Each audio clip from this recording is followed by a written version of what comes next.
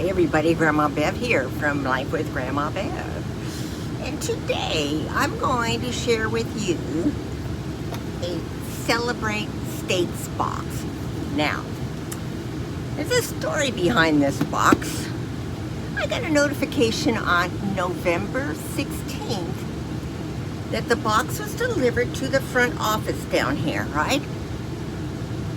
They've never had it down there, they say.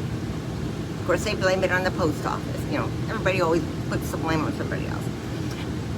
Well, about a week and a half ago, our good friend in the park here, Connie, they finally got here. And Connie was an ex-postmaster, and she's been doing the mail for, you know, the snowbirds every year. For like 12 years, she's been doing the mail. So, you know, we had an expert doing the mail free of charge. Of which they, you know, the new guy complained when she was started doing it, but she got that mailroom straightened out.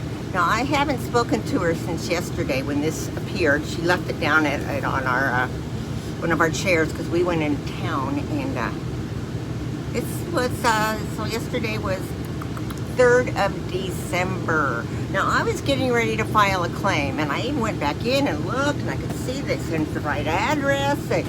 I looked at the dates and everything, and I thought, well, maybe it was the one I already did. Maybe, you know, I was even questioning myself and my mentalness.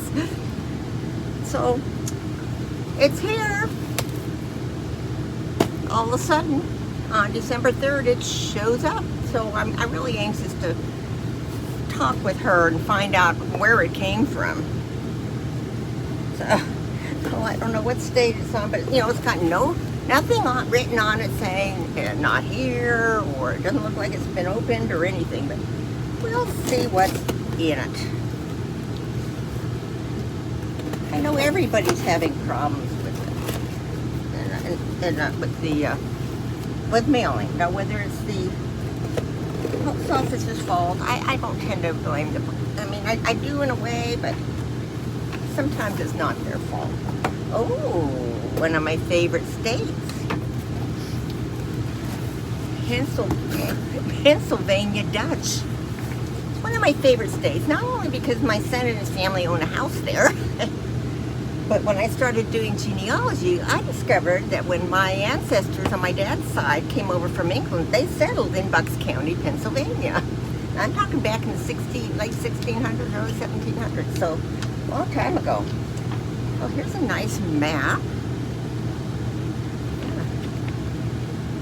I'm going to keep it. Because, and on the back it's got the counties. Down here is Bucks County. I'll move my thumb off there, over here. And a lot of people from New York City buy houses in Bucks County because it's just an hour and a half or so drive from the city, and they can be out in the country. Let their kids run wild. So, see, this is meant to be for Thanksgiving. This is a Pennsylvania Dutch Thanksgiving. Who are the Pennsylvania Dutch? The Pennsylvania Dutch came to the U.S. from Germany, mostly before the 1800s, to escape religious persecution in Germany. While there are other communities in the U.S. and Canada, the largest concentration is located in Lancaster, Pennsylvania. Many people equate the Pennsylvania Dutch with the Amish, but that's only a small percentage of this group. Amish receive the most attention as their way of life is very different and interesting to view. But the Pennsylvania Dutch are made of Lutheran, German Reformed, Mennonites, Monrovian, and other groups. Now my group all tended to be mostly Quakers. I don't know if this is just thick or... so then it, you know, it talks about the different places you can go to in Pennsylvania, like Hershey Park. I've been there, of course. The best places to visit in the Pennsylvania Dutch country, which are the Lancaster Central Market, the Amish Farm and House, the Fulton Theater, the Dutch Wonderland, and the Wolf Sanctuary. Oh, and that talks about what's inside our box, so I'm not going to read that yet. And we've got a little children's page to play. know, with a bunch of colorings and stuff and a little word search up there. And of course, I won't be using that, but nice if they send it for those who have it. Here's a card for macaroni and cheese your way. What is it? Gourmet cheese blend, white popcorn. It looks like you cook it in the oven, or does it come that way? I don't use microwave popcorn because the stuff that coats the inside tends to be carcinogen. Now I heard that. Don't quote me on it. My opinion.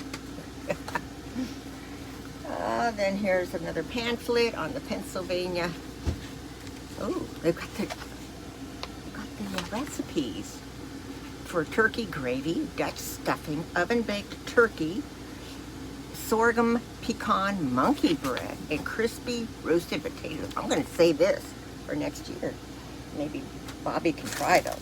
And of course, there's all this fussy stuff here that I've got to keep away from Lucy. Ooh, there's a lot of food stuff in here.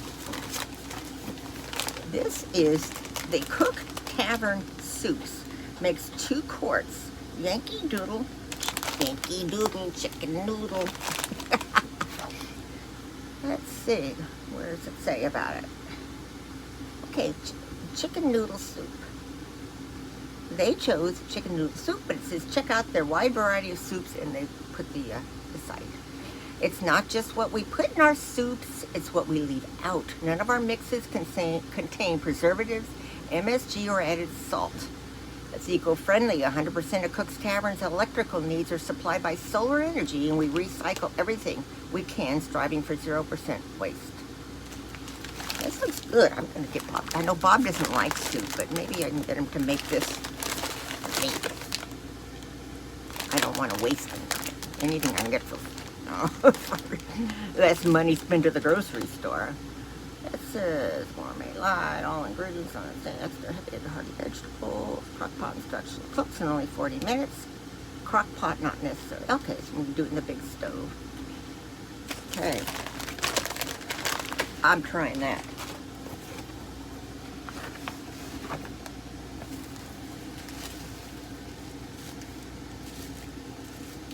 Okay, now this is Betsy Lance's, L-A-N-T-Z, hot sweet mustard made by hand. I'm not going to take it out of this in case I give it away, but let's read it. So I'm not a spicy mustard person. I just like the, you know, the regular yellow mustard. Let's see. It says, Lance's hot sweet dip mustard was created by a seasoned cook named Betty Lance. So many families and friends enjoyed her handmade mustard that she decided to sell it.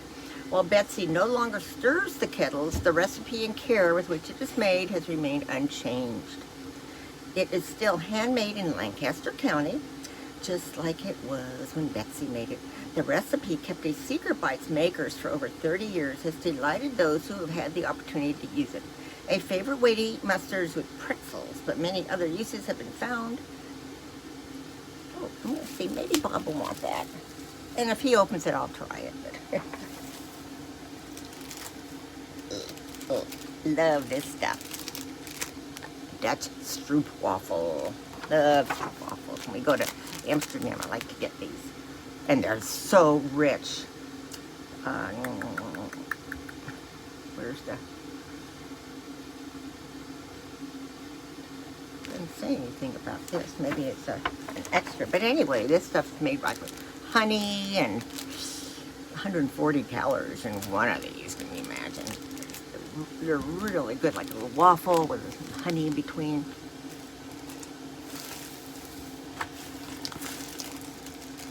Oh. What would a box be from Pennsylvania without Hershey's Kisses? I was thinking last night, I want some Hershey's Kisses. Of course, I don't think they've got a little writing on it. No, but you know who's going to eat this as soon as she gets off.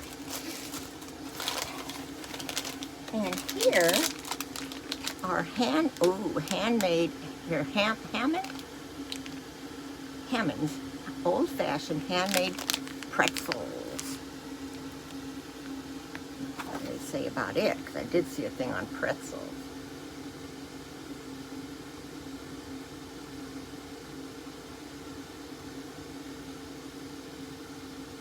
Oh, doesn't say anything about the pretzel. Oh, here it is up in the very top. The history of the pretzel dates back to 600 AD, when a monk in the area between France and Italy was playing with dough left over from the daily baking. While he was playing, he came up with a unique twist that looked like crossed arms in prayer. The baked pretiola was given to children as a reward for their reference. Hammond's was founded in 1931 during the Great Depression by the Hammond family and is still a family-run business today. Keeper. Over everything in here is a keeper, except maybe the mustard, but I have a feeling Bob will like it. Oh, here's another pretzel. Oh, this one's all broken up.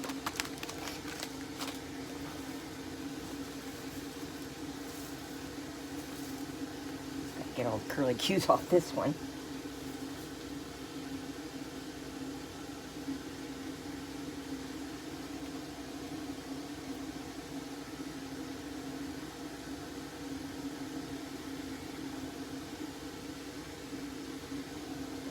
Nice towel.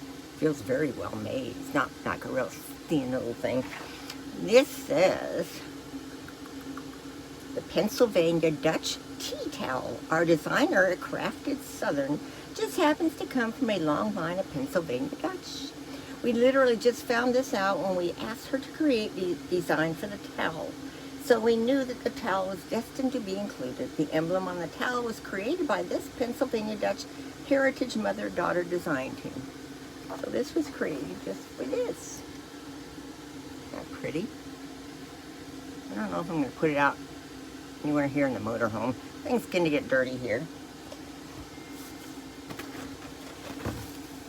And lastly, this is cute. Cute. It's a totally bamboo 8-inch cutting and serving board. And it says, cutting board with Pennsylvania stamp. Okay, there's the stamp. You see that?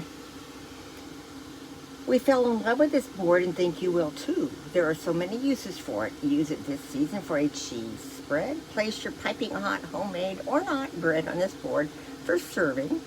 Or use it to slice and dice smaller items for your recipes. However you use it, we know you will love the lightweight and size of this adorable Pennsylvania stamp board. You can find boards for all the U.S. states at Totally Bamboo, blah, blah, blah. I think that's a keeper too. I think that's everything now. What do you think, kids? You see why I was complaining so much about where's my box? Who stole it? Jeez. So, another person was expressing his opinion too. Now I gotta come clean about this guy. You know, he's been absent for a while and I said he went to visit family. Well, he went to visit family out in LA. And while he was there, he made a commercial. I don't know if you've seen it. It's a McDonald's commercial. Now, this isn't a plug for McDonald's. It's a plug for him. And in it, you can hear Rick scream at the end. So make sure you watch that. And some of you may have heard it and thought, oh, that sounds like Rick. So please make comments below. Share, like, subscribe. And I hope you're all having a terrific day. I love you. Bye.